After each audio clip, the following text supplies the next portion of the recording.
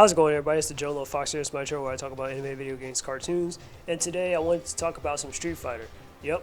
So I'm pretty sure you guys have heard about the recent Street Fighter movie that's coming out. I hear it's coming out in 2016, and they already have some casting choices. So I want to talk about that a little bit, share a few of my thoughts. What do I think about the movie? Where I think it's going to go? My input, basically. So let's get right into this. Judging off the roster, it seems based on Street Fighter 2 in the Alpha series, where Bison is the main villain, and his organization Shadaloo is involved in the tournament. It will probably follow Guile since he's played by Cody Rhodes, and the character has a personal vendetta against Bison, like in the old movie and the cartoon that was portrayed by John Claude Van Damme in the 90s cartoon, which is a spin-off or a sort of a, well, it wasn't Italian, but it was kind of a spin-off of the movie in a way. But yeah, so Guile and Chun-Li will probably partner up together against Bison, like they do inside the game, since they have the most against him, and they're the two strongest leads. So I would definitely say that. And of course, Balrog and Vega would be Bison's enforcers. And then of course you have Ryu, Ken, and Dan, who will probably have a subplot in the tournament as like competitors, and maybe they'll have like some kind of revenge story of their own since Akuma's involved, because Akuma had killed their master Goken. So I'm pretty sure Ryukin and Dan will probably be after like Akuma for that reason, probably. I don't know what Blanca would probably contribute to the story, except maybe compete. But they definitely should. They should definitely add in Cammy, T-Hawk, fei-long, E-Honda, and DJ to kind of fully commit to like Street Fighter 2, and definitely make up like in terms of numbers, because everybody will probably have something going on and stuff. So I would think, so yeah, just to have some characters in the background and stuff, because they were kind of relevant inside Street Fighter 2. Not to mention, it's been a long time since they've done anything with fei-long and T-Hawk, and fei-long is supposed to be based off of Bruce Lee, but they haven't used him since Street Fighter 4, which is crazy. And T-Hawk, I mean, he was in the in this comic about Lily Thunder, which is a girl from his tribe and all that. So there was that, but Lily kind of took his place inside Street Fighter 6 and whatnot as his like sort of successor. So yeah, but anyways, I think they should also add in Fang, possibly Birdie, and Sagat to kind of have like more bad guys involved. I know Fang is kind of Sagat's replacement inside Street Fighter 5, the game that he was introduced in, but I think they should probably introduce Fang, because I kind of want some more bad guys to be involved and stuff, to be a part of Shadaloo, versus it just be Balrog, Vega, and then just Bison. And I know sometimes Sagat is part of Shadaloo, but eventually, he left at some point because he reformed. But I'm just saying, like, I would love to see more bad guys be involved and be more active than just fight the same old kind of guys. Because Balrog and Vega, even though they're great fighters, I wouldn't really put them like they're a tier like this, like just a tier below below Bison. They're kind of like mid tier in my opinion, in terms of like power scaling wise. But anyways, that's besides the point. So I'm just saying, add in Fang, even though I know Fang's not that much powerful, not that much powerful himself either. But still, because it's kind of like how Mortal Kombat, like, because Mortal Kombat's been adding in a lot of characters that they've recently just created into like backstories and stuff. So characters like the Collector, Kotal Khan, Deborah, like they keep adding them in, even though they never they were never inside like Mortal Kombat 2 or anything, but apparently they've been around since then. So yeah, or like Leroy from Tekken, they keep adding him inside, like they added him inside Tekken Bloodlines, which is a story that's based off of Tekken 3, and he wasn't actually in that tournament, but they added him anyway. So I think, what, it wouldn't hurt to add in Fang. I think that would be interesting to have this character that has like the ability to poison people with his hands and melt their bodies and stuff like that. I think that would be kind of cool and whatnot. And that would make the fight scenes kind of cool though. So that's what I think personally. So definitely add in some more heavy hitters for Shadaloo.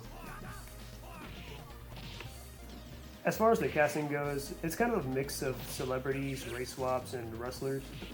While Ryu, Chun-Li, Guile, Vega, and Balrog are played by the people of their race, the others are slightly changed around. Ken does have a portion of Japanese in heritage, but I think his actor is fine, since Ken is he's supposed to be a blonde-haired American and stuff.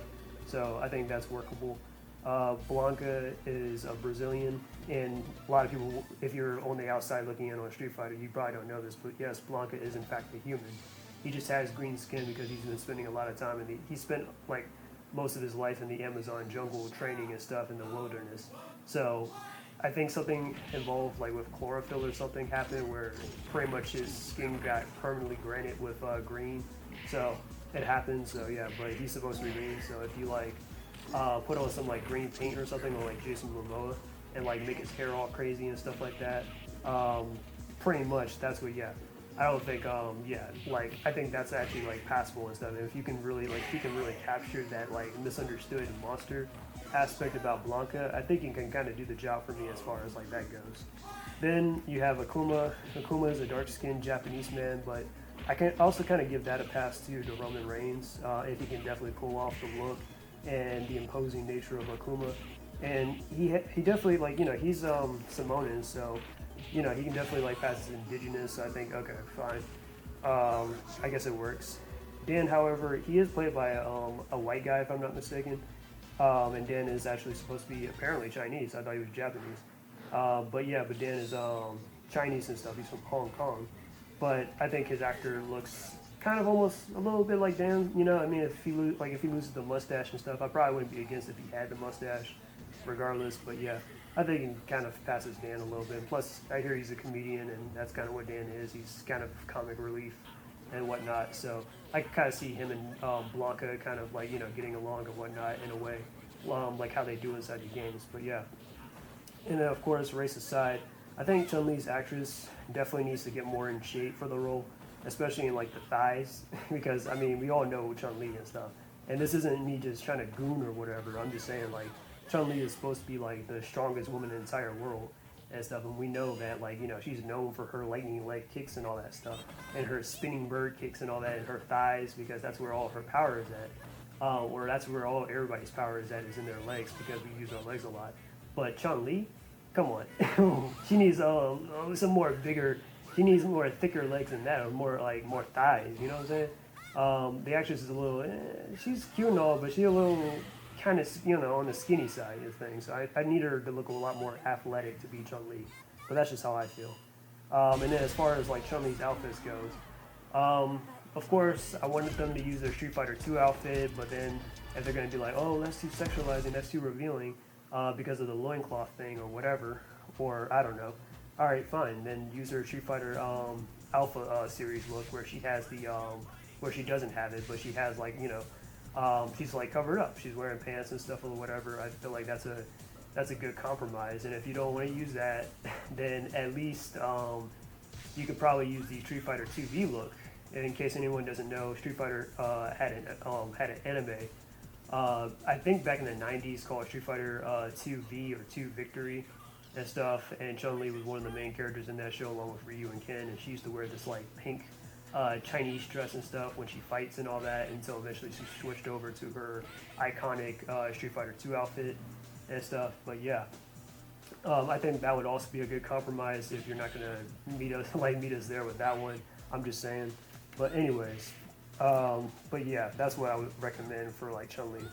And then as far as Cody Rhodes, he can definitely probably pull off Guile and stuff. He just needs the military buzz cut and all.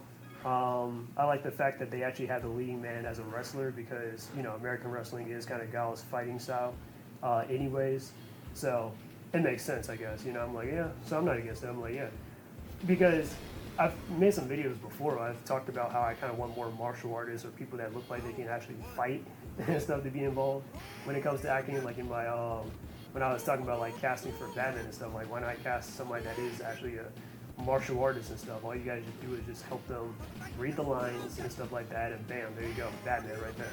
You don't need two different actors or anything like that. But that's how I feel here with a lot of like, especially when it comes to like fighting games and stuff, or when it comes to martial arts movies. Yeah, obviously you're gonna need people that are gonna know how to do martial arts and stuff, of course. And then of course you got Andrew Koji. He's a Japanese British man. He knows martial arts and stuff too, and he's playing Ryu. Despite he was in Snake Eyes, and despite Snake Eyes kind of being a terrible movie and a depiction of the G.I. Joe character and stuff and the lore, I think it's been a while since I've seen that movie, but I think his Storm Shadow was actually probably one of the redeeming aspects of that movie. Like Storm Shadow was probably one of the best characters from that movie. So um, acting wise and maybe fighting wise, okay, maybe he could probably pull it off too, I guess. And then I know some people were like 50 Cent as Balrog, what? And I'm just like, well, I'm not against it. I'm like, well, yeah, I mean, because I know I heard somebody say they wanted 50 Cent for some weird reason to play Cyborg, and I'm like, no, he should not play Cyborg. But play Balrog? Oh, yeah, I'm definitely all for it. I'm like, yeah, he definitely play Balrog. Because Balrog is supposed to be like, he's supposed to be based off of Mike Tyson and stuff. You know, originally in the Japanese, Balrog's actual name is Mike Bison. And, you know, like, yeah, a little fun fact. So, like, Balrog's name is Mike Bison. And Bison was supposed to be Vega, and Vega is supposed to be Balrog, but the American translation, I guess, got it mixed up. So that's how we know, like, they know them as is Bison, Balrog, and Vega. So that's a little fun little fact. But anyways, yeah, you just need somebody that looks like Mike Tyson a little bit. Of course, African American. 50 Cent apparently has some boxing and stuff that he's done before. I'm like, okay. And he was even like doing a little training montage or whatever, or a little reel of him boxing and stuff, like, you know, showing you, yeah, you can pull off Balrog. So I think, okay, you could probably do it, you know. But yeah, so those are pretty much my opinions as far as casting goes for Street Fighter. I got into the series when I was around 11 in the 5th grade, so I was kind of drawn to like the series by like the fan-made flash animations and the character designs. You know, me being a artist and stuff, and wanting to draw stuff like that. And I used to definitely play Street Fighter 4 against like my stepdad and my stepbrother. Not to mention, it was kind of like one of my first fighting games that I've ever owned.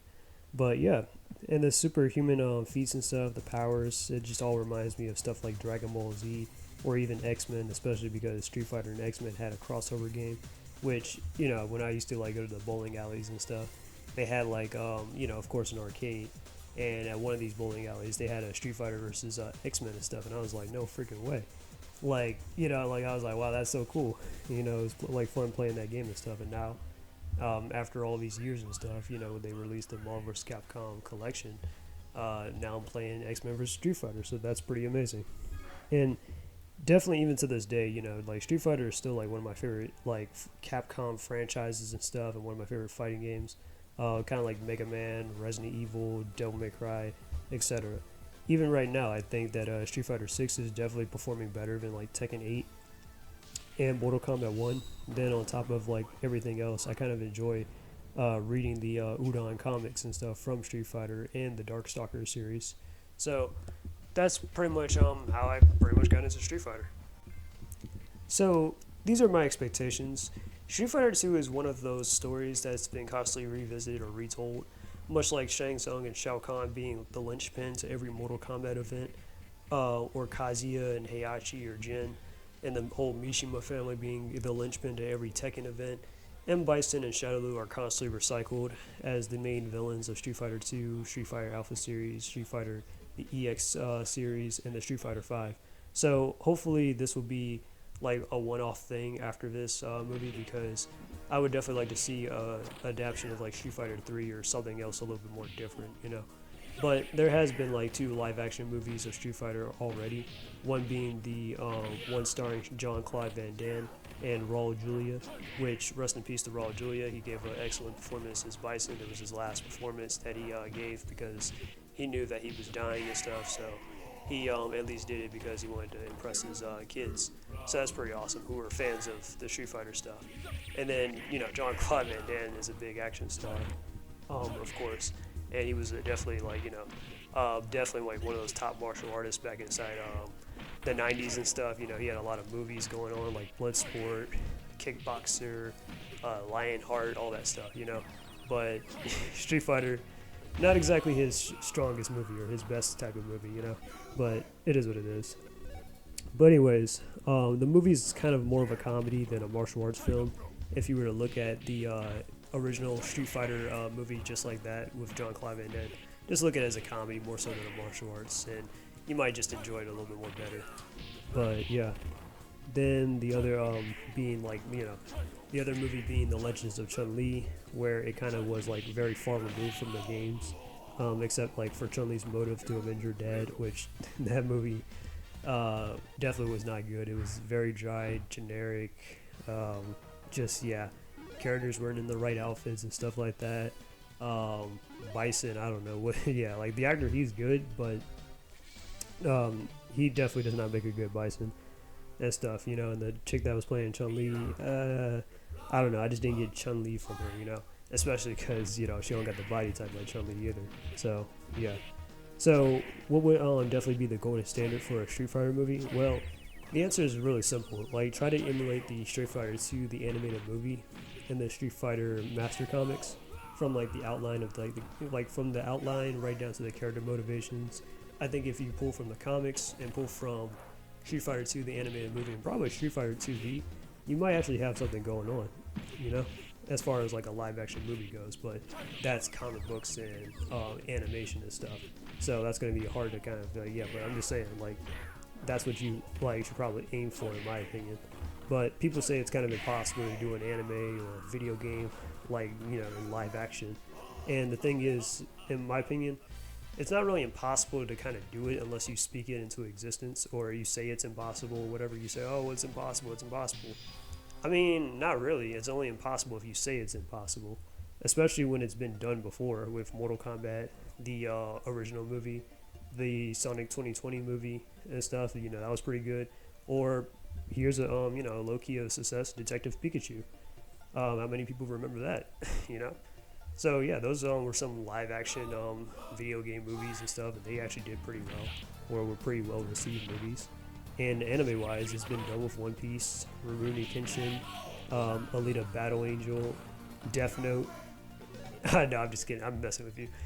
The Japanese Death Note, I heard, was very good. I have it on DVD, but I have yet to watch it. But of course, the Netflix one, that one was trash. So I'm just messing with you on that one. But still, yeah. But don't get me wrong, though. I mean, I know Hollywood definitely incorporates a lot of their sensibilities into almost everything, or they miss the mark entirely, just like what they did with Dragon Ball Evolution or Cowboy Bebop and all that. But yeah, and it can definitely go south very easily with this movie. I'm not gonna lie to you, especially if they don't take this like very seriously. But I don't really want that for Street Fighter, for it to like fail, especially on its third attempt of trying to do a movie and stuff, or doing a live action movie and stuff, when it's really just that easy to please the fans and stuff.